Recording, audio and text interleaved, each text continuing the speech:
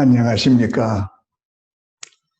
사랑하는 형제 자매들, 오랜만에 뵙습니다. 이제 이틀이 지나면은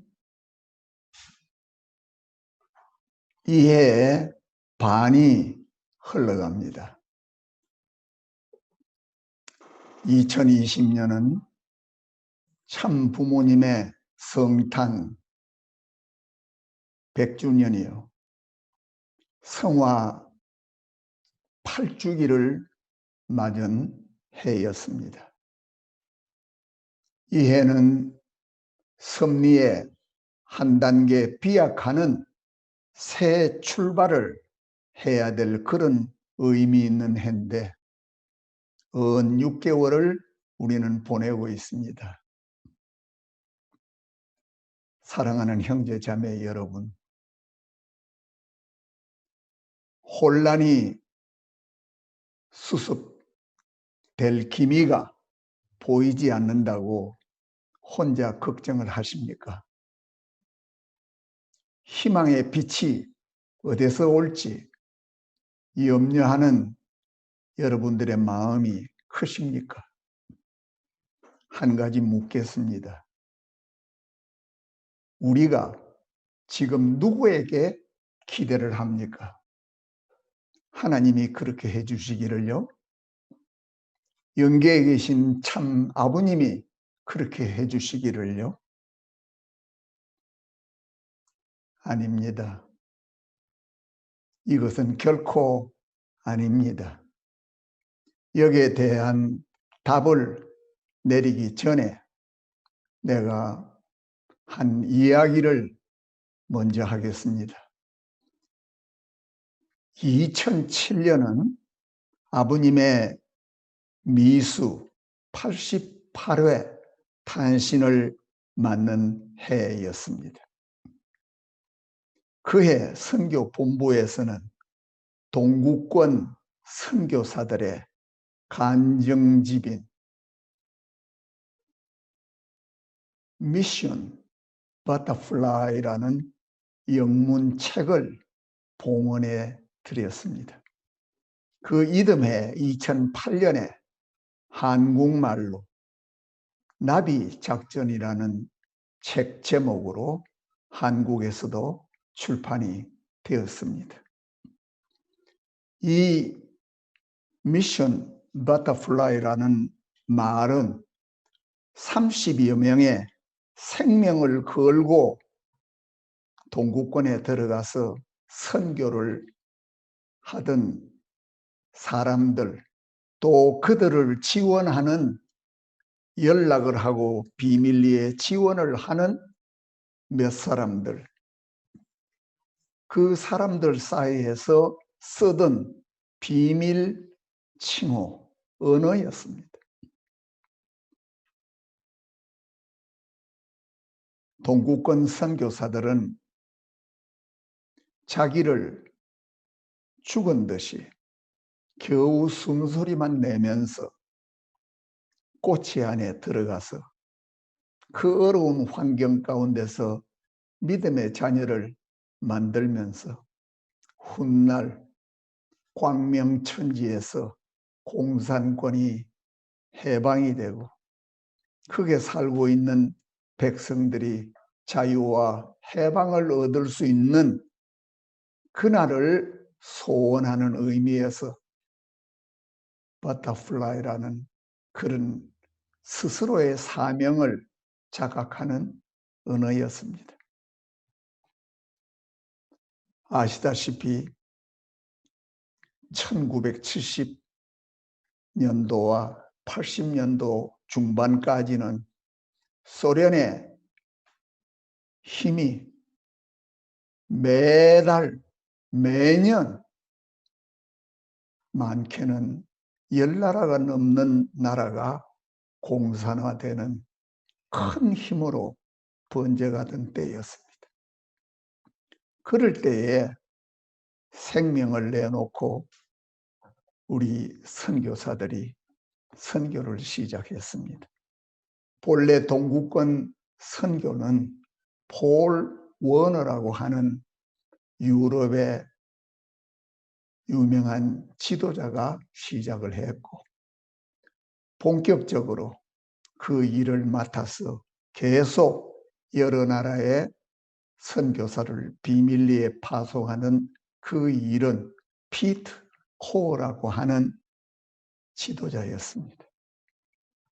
둘 다 독일 출신이고 특히 피터 코어는 미국 UC 버클리에서 대학 유학을 하는 중에 미국의 초대 선교사 김영훈 선생의 믿음의 딸에 의해서 전도를 받았어요. 학교를 그만두고 제1의 유럽 선교를 시작한 사람입니다. 참으로 많은 고생을 했습니다. 선교를 보내는 데는 소련이 철권 정치를 하고 KGB를 통해서 모든 철의 장막 바깥에 연결된 나라에 정보를 입수하고 또 사람의 내왕을 차단하기 때문에 들어가는 것 자체가 어렵습니다. 그뿐만 아니라 그 정보가 세면은 바로 선교사들의 생명에 직결이 되기 때문에 먼저 선교사를 한 사람 한 사람 모집하는데도 절대 비밀이 필요하고 심지어는 같은 나라에 3명의 선교사가 갔는데도 서로를 모르는 입장에 갔습니다. 일단 그 선교사들을 택할 때에 사람의 신앙이나 능력이나 건강이나 자활 능력이나 모든 것을 다 참고하고 발탁을 하겠지만 참으로 어려운 사경으로 들어가는 사람들이었기 때문에 일체 비밀을 지킬 수밖에 없습니다. 기맥히게도 그분들이 준비하는 과정에 당했던 어려움은 자기의 정체성을 바꾸는 것입니다. 교회가 싫다. 나는 이 말씀이 싫다. 나는 교회에 나오지 않겠다. 하고 자기를 숨겨야 됩니다. 믿음의 부모의 마음은 어떻겠습니까? 친한 친구들의 마음은 어떠했겠습니까? 여러 가지 연관된 많은 기맥힌 정황들을 다 극복하면서 갈 수 있는 길이 오직 유학의 길과 거기에 공산권에 진출한 서양 회사의 직원으로 통역원으로 가는 길밖에 일반적으로 없습니다. 유학생도 아무나 받지 않습니다. 그렇기 때문에 그 나라 말을 능통하게 배우는 과정을 거치면서도 멀리 다른 나라나 다른 도시로 가서 공부를 하고 준비를 했습니다. 모든 비용은 다 이미 이 사람들은 펀드레이징을 통해서 공적인 헌금을 해오던 사람이라서 모든 것을 스스로 준비하는 자활을 했습니다. 놀랍지 않습니까?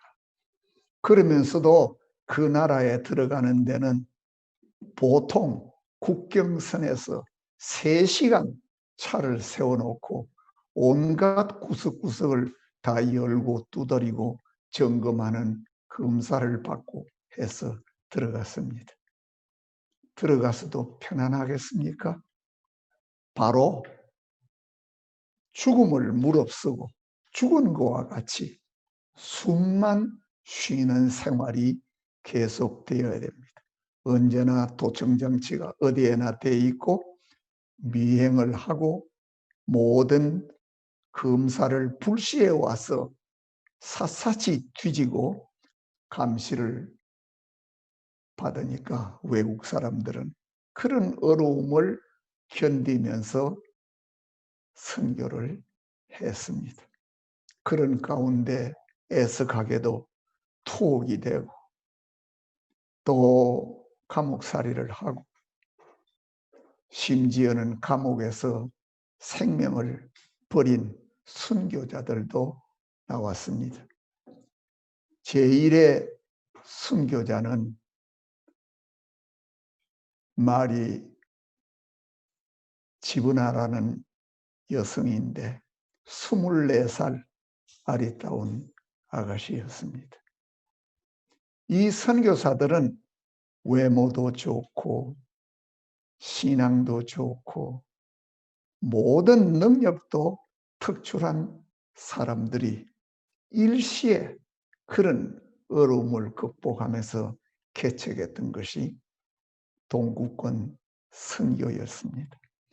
오늘 훈독한 아버님의 말씀 가운데도 그런 것이 언급이 되어 있지만은 참으로 우리가 존경하고 우러러 봐야 될 선교사들이었습니다. 입교도 오래되지 않았습니다. 그런 입장에서 그 수고를 감내하면서 동구권을 열었습니다. 제가 오늘 이 말씀을 드리는 것은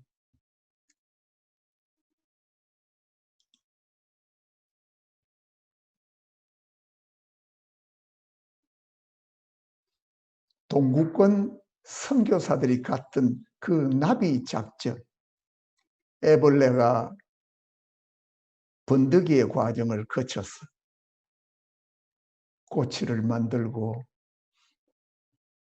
아무것도 먹지 않고 자기의 있는 모든 진액을 다 뽑아서 꼬치를 만들면서 우선 자기를 지키고 그 속에서 숨만 쉬고 살다가 때가 되면은 그 꽃이 뚫고 나비가 되어서 이 광활한 대지 위에 아름다운 자태로 날아다닙니다. 우리는 나비의 아름다움에 대해서 말도 하고 보고 찬사를 하기도 합니다. 그러나 나비의 일생의 과정은 순탄치만은 않았습니다. 애벌레 때부터 천적의 위협으로 이기고 극복해야 되고 번득이가 되어서 꽃으로서 지나는 그 과정이 얼마나 기가 막힌 과정이 되겠습니까? 그래서 드디어 목적인 나비로서 태어나는 것입니다. 이 나비 일생은 바로 뜻길을 가는 나와 여러분들에게 깊은 교훈을 준다고 생각을 합니다. 우리는 많은 세상 사람들 가운데서 나비의 세계를 알고 그 나비의 세계를 소망하면서 가는 사람들입니다. 행여 우리가 나비의 세계를 소망하면서도 필수적으로 거쳐야 될 번득이의 과정을 무시하는 것은 아닌지요. 여전히 애벌레 생활을 세상 사람 비슷하게 하면서 꿈만 나비 세계를 꾸는 것은 아닌지요. 우리가 허탈해하고 우리가 큰 복이나 변화되는 환경이 하늘에서 뚝 떨어지기를 바라면서 회의감에 또 어려움에 부딪혀서 낭망을 하고 그런 과정들은 본래 나비의 세계로 가기 위한 뼈를 깎는 번득이에 죽는 것과 같은 모든 진액을 다 뽑아주는 그와 같은 삶의 과정을 잊었기 때문에 우리에게 낭망이 오는 것이고 시리에 빠지는 일이 생긴다고 봅니다. 우리는 결단코 나비의 꿈이 그냥 이루어지는 것이 아니라는 것을 명심 또 명심해야 되겠습니다. 우리가 다 아는 대로 애벌레는 그 본성에 의해서 자연 질서 따라 때가 되면 번데기가 되려고 하고 때가 되면은 꼬치를 뚫고 나와서 나비가 됩니다. 우리 인생은 그것하고는 다릅니다. 우리는 바로 자기 결심, 자기 책임, 자기 결단으로 아무리 어렵더라도 번데기를 자원하겠다고 나선 사람들입니다. 하나님과 참 부모님의 헤아릴 수 없는 은혜로 말미암아 우리는 다 축복 가정들이 되었습니다. 이 축복의 가치가 얼마나 귀한가 하는 것을 우리가 다 압니다. 그런데 축복을 받았다고 답니까? 하늘이 바라시고 또 우리 본성이 바라는 축복의 결실을 까지는 우리 자신들의 결단과 책임을 완수해야 됩니다.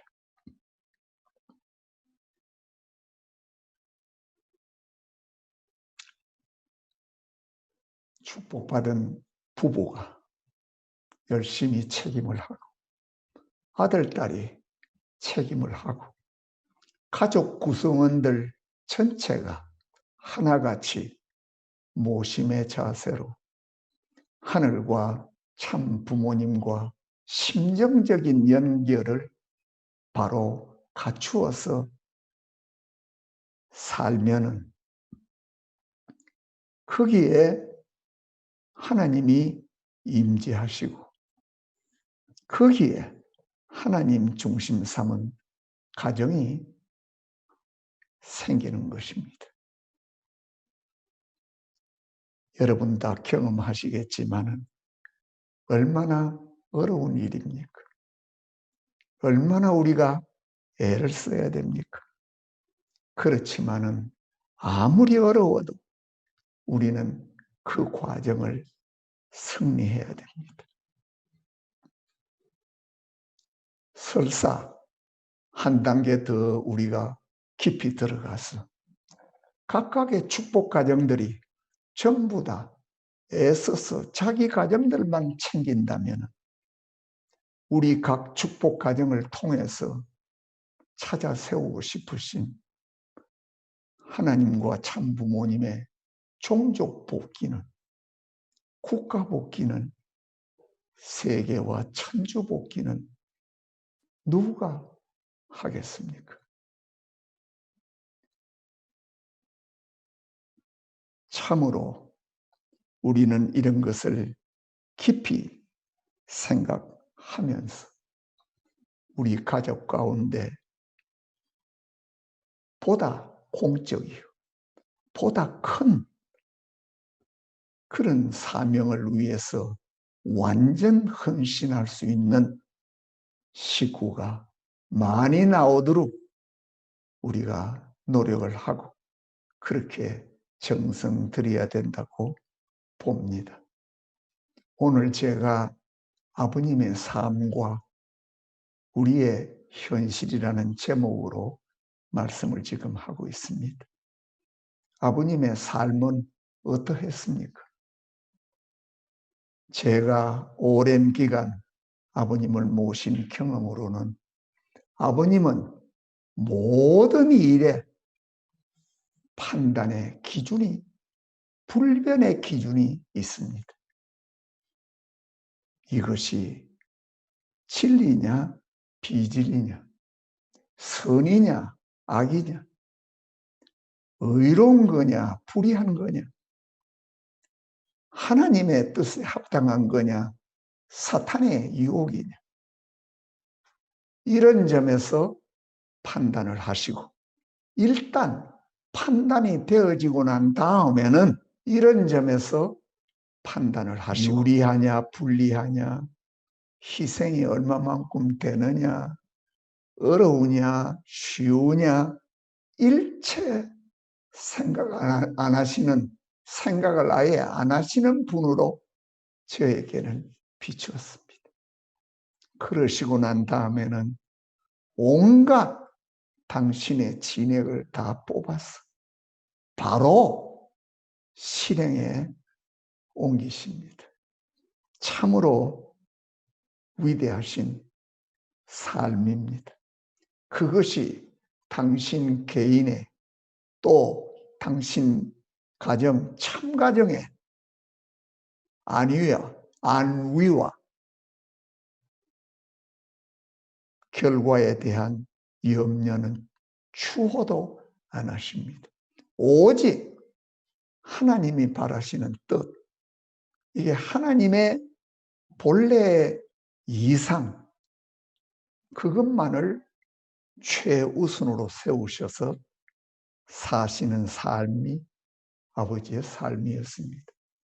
아까 제가 동구권 선교사 이야기를 했는데, 선교사들이 참으로 귀한 그런 헌신의 과정을 우리가 다 본받아야 되지만은,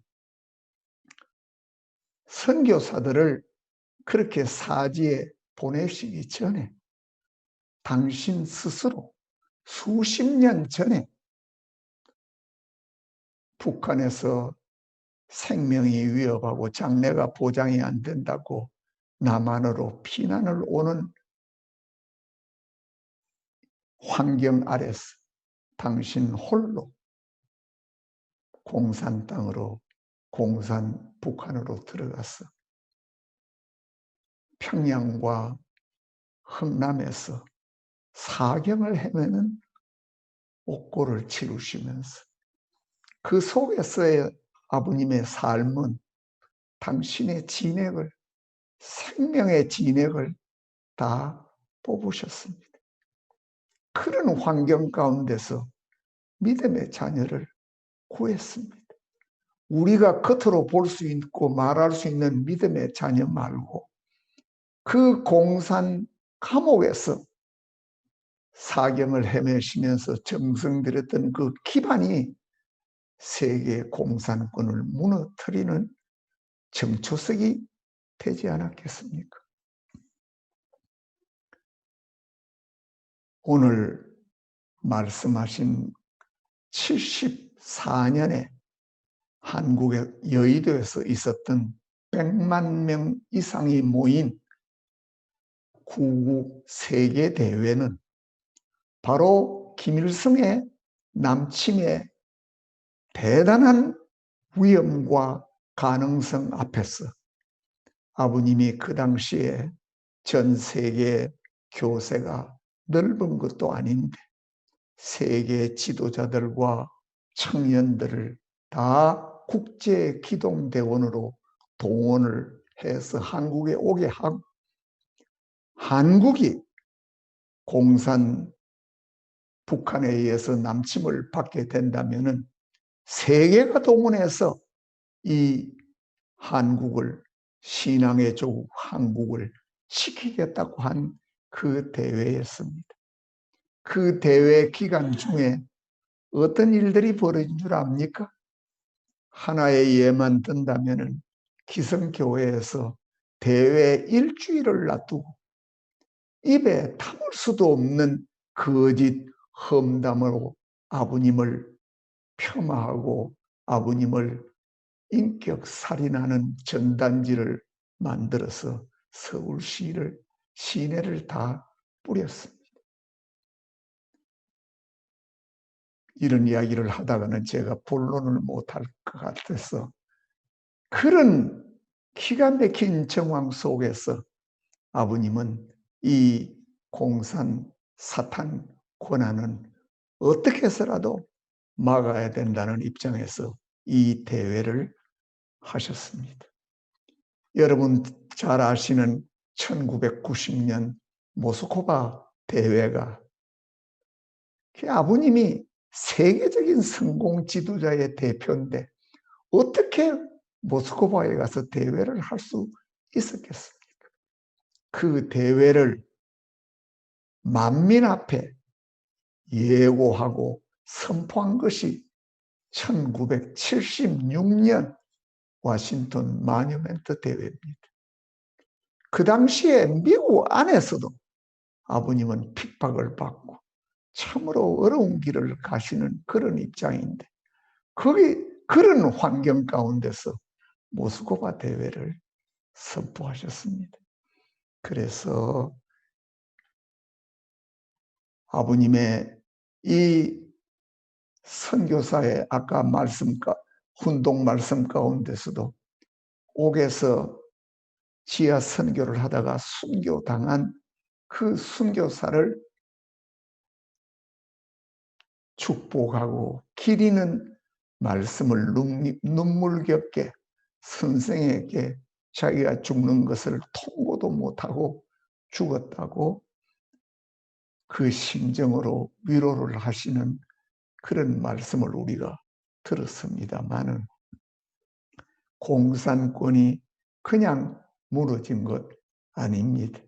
덴버리 옥중에 계시면서 1984년에 그 이듬해 85년에 있을 스위스 주네바의 소련 제국의 멸망을 주제로 하는 세계 학술 대회를 PWPA 세계 대회로서 할 것을 결정을 하시고 감옥에서 저에게 그 대회를 지시하셨습니다. 제가 참 어찌할 바를 몰랐습니다. 말씀이기 때문에 그 대회 의장이 될 시카고 대학의 유명한 몰턴 카플란 박사를 찾아가서 나름대로 설득을 했지만 그 카플란 박사가 이게 보통 중요한 일이 아니니까 내가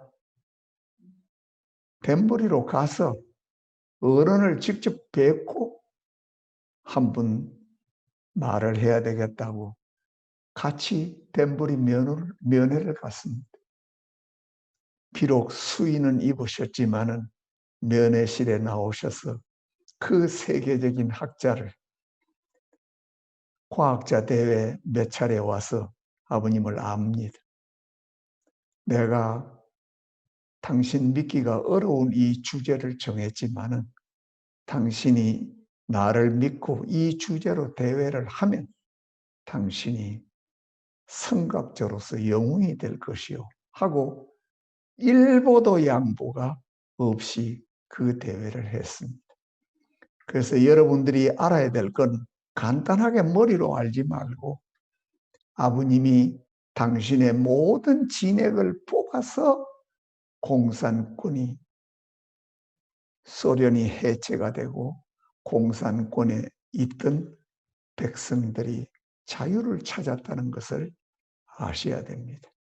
이 공산권에 대한 이 일도 이게 기가 막힌 일이지만 이거는 아버님 삶의 한 분야밖에 안 됩니다. 그렇게 생명을 걸고 아버지에게 인격 살인을 했던 세계 기성교회를 아버님은 어떻게 했습니까? 그뿐만 아니라 종교 간에 높이 담을 쌓고 화합과 일치라는 것은 꿈에도 꾸지 않는 세계 종단들, 지도자들을 마음을 열게 하고 역사 이래 처음으로 종단 간의 화합과 통일을 위하는 대회를 1년에도 10여 차례 당신의 진액을 뽑아서 대회를 해서 아버지로 말미암아 종단 간의 담이 허물어져서 종단장들이 얼굴을 맞대는 시대가 되었습니다. 아버님은 가시는 곳곳마다 그 나라의 주권이 아버님을 가만두지를 않았습니다. 일본이 그랬고 미국이 그랬고 모든 나라들이 다 그랬습니다. 이럴 때마다 아버님은 낮아지시고 죽은 자와 같이 모든 것을 다 바치고 모든 것을 다 베풀고 모든 것을 다 위하면서 그 벽을 허물고 오늘 세계 하나님의 섭리가 서광이 보이도록 만드신 것이 아버님의 위대한 삶입니다. 아버님을 유명 종단의 창시자, 성인의 레벨로서 우리가 어떻게 설명을 할 수가 없습니다. 아버님은 참으로 이 땅에 하나님의 이상을 이루시는 참가정의 틀을 만드시고 우리 인류를 아까 훈독한 말씀 돌감나무들을 전부 다 접을 붙이는 만민구원의 그런 길을 다 개척을 하셨습니다. 놀랍고 감사하지 않습니까? 이렇게 아버님의 삶의 지난 날들을 보면은 가시는 길, 오는 시간마다 태산줄령 넘을 수가 없는 것과 같은 그런 장애와 고난이 닥쳤지만은 모든 분야에 아버님은 당신을 낮추고 죽는 것과 같은 번데기의 삶을 통해서 전체를 극복하고 새 역사를 밝혀 오셨습니다. 우리는 이런 위대한 생애를 사신 아버님을 모신다는 사람들입니다. 그러면서도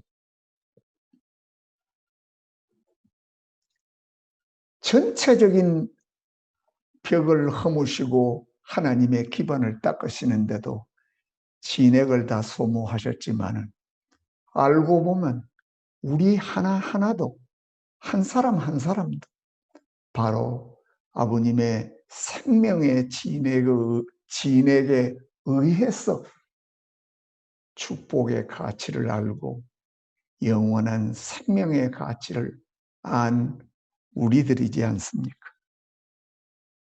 그런데 우리는 그 아버지 앞에 보답한 것이 없습니다.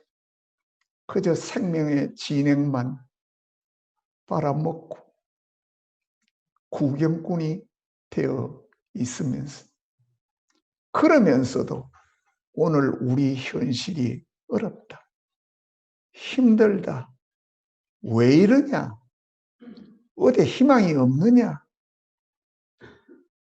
이러고 있는 처지는 아닌지요. 우리가 이렇게 두리번거리고 제정신을 못 차리는 동안에 세상 사람들과 기성교인들은 무슨 말을 하는지 아십니까? 여러분도 들으셨겠지요. 문 선생은 온갖 큰 소리 다 치고 야단하더니만 당신 가정도 하나 다스리지 못하고 어떻게 세계 통일을 말을 했느냐. 이런 말들 여러분 들어보지 않았습니까? 이것은 다 우리 축복 가정들이 앞장서서 번데기의 삶인 아버지의 삶을 조금이라도 좀 따라서 그 비슷하게라도 우리가 살면서 아버님의 가르침과 아버님의 삶이라는 것은 언제나 보다 더 큰 것, 보다 더 공적인 것을 위하라고, 위하는 사랑의 대가시고, 위하는 사랑의 스승이시고, 위하는 사랑의 실천자셨다는 것을 우리가 증거를 못했기 때문에 세상 사람들의 그런 말도 안 되는 비웃음을 우리는 아버님이 듣게 만드는 그런 책임하지 못한 사람들입니다.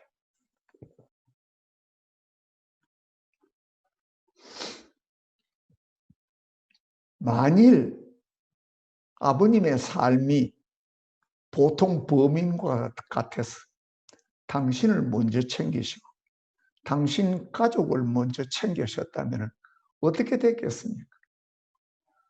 이런 비방하는 소리 들을 수 있겠습니까? 그러면은 아버님이 그렇게, 물론 참 아버님이 얼마나 귀하시고 참 부모 얼마나 존귀하고 참 가정이 얼마나 귀합니까? 그러나 아버님의 입장에서는 그것은 작은 승리에 불과합니다. 아버님은 더 큰 세계와 천주를 놓고 염려하시는 하나님의 심정을 어찌할 수 없었어. 보다 큰 공적인 일에 사무치시고 우리 보잘것없고 준비도 못 갖춘 지도자들을 교육하는데 밤을 새시면서도 당신 친자녀를 교육하는 데는 밤을 지새우지 못하셨습니다.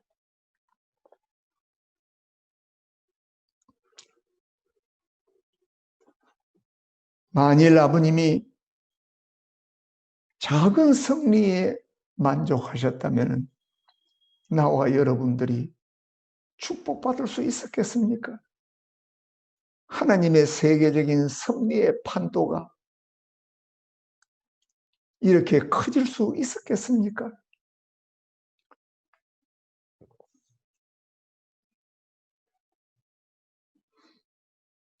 한 번 더 묻겠습니다. 축복가정 된 나와 여러분들, 우리가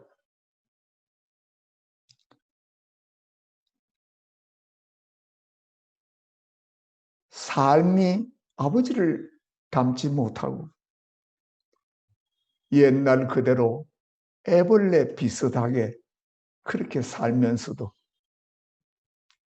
원리를 들었다고, 말씀을 들었다고, 꿈만, 나비 세계를 꾸는 그런 사람들은 아닌지요.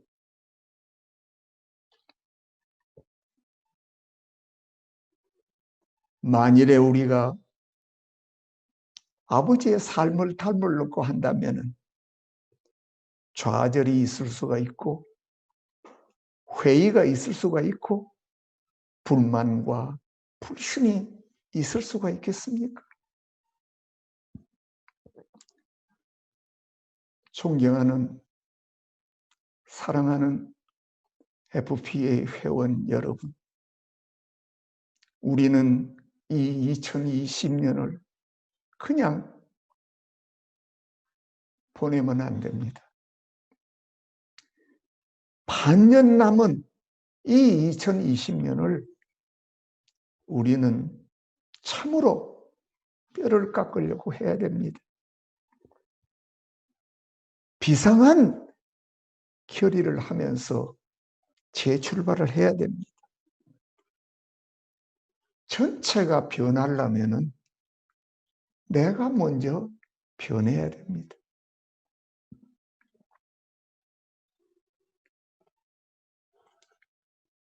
변하지 않고 오늘 그대로의 나는, 우리는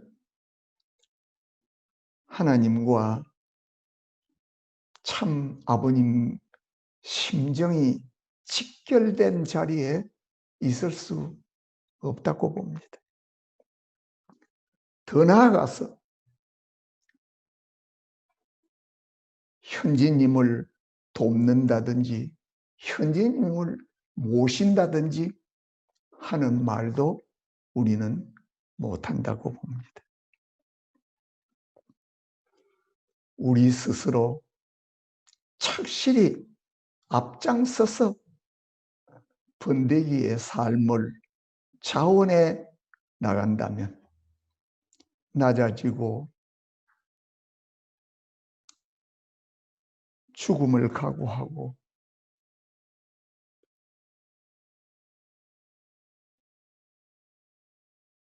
진액을 뽑아서 번데기를 만드는, 꼬치를 만드는 그 번데기의 사명을 우리가 다 한다면 자동적으로 하나님의 심정, 참 부모님의 심정이 나에게 내 심령 위에 임하셔서 우리는 전에 느끼지 못하던 훈훈하고 따뜻한 하나님의 은혜를 느낄 것이고, 그런 훈훈한 하나님의 은혜 아래 새로운 방법도 보일 것이고 용기도 생길 것이요 힘도 생길 것이라고 나는 믿습니다. 우리의 변화된 삶으로 아버님의 유업을 이루는데 매진을 하면은 세상의 애벌레들이 기쁘게 우리를 따라올 것입니다. 문제는 변화된 내 생활입니다. 우리가 하나님의 아들, 딸이고 아버님의 참 부모님의 아들, 딸 아닙니까? 그러면은 우리가 활동을 하는데 사람들이 아버님을, 참 아버님을 어떻게 그렇게 닮았어? 아직 그런 말을 듣지는 못하더라도 우리의 생활을 통해서, 우리의 실천을 통해서 사람들이, 이웃이 참 부모님 향기가 난다, 그런 향기를 우리가 이웃에 준 적이 있습니까? 사람들에게 참 아버님의 감이라도, 어떤 울림이라도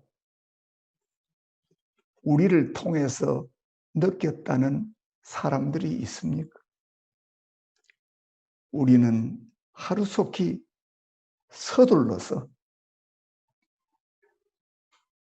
참 아버님을 닮았다는 말을 듣도록 노력해야 됩니다. 그 길은 오직 하나, 아버지의 삶, 오늘 내가 말씀의 중심입니다마는 낮아지고 죽은 것과 같이 숨만 쉬면서라도 진액을 뽑아주는 생활을 통해서 그것이 가능하다고 봅니다. 여러분 다 느끼시겠지만은 이제 어머님은 본연의 정위치로 돌아오시기는 대단히 어렵지 않나 생각을 합니다. 참으로 안타까운 사정입니다. 우리는 세상과 모든 통일운동에 관여한 사람들 앞에 더 이상 천주사적인 갈등이나 우리 내부의 혼란에 대해서 가리거나 숨길 필요도 없고 그래도 그럴 수도 없습니다. 이제는. 그러면은 우리는 솔직히 모든 이 갈등의 유래와 내용에 대해서 다 밝히고 우리들의 각자의 잘못도 결국은 우리 운동 안에 이런 일이 벌어졌으니까 나부터도 책임을 면할 수는 없지 않습니까? 그것을 솔직히 인정을 하면서 결론적으로 우리는 번데기의 삶으로 돌아가야 됩니다. 그렇게 되면은 얼마나 아버님이 기뻐하시고 얼마나 하나님이 기뻐하시겠습니까? 사랑하는 형제자매 여러분, 부디 2020년을 허투루 생각지 마시고 부디 우리 오늘 서 있는 이 시점에서 참 아버님의 삶이 우리에게 보여주신 내용이 그냥 보고 알았다, 이야기 들었다가 아니라 앞장서서 우리가 나서야 됩니다. 하나님의 축복이 참 부모님의 가호가 여러분 형제자매 모두에게 임하기를 바라면서 말씀을 마칩니다.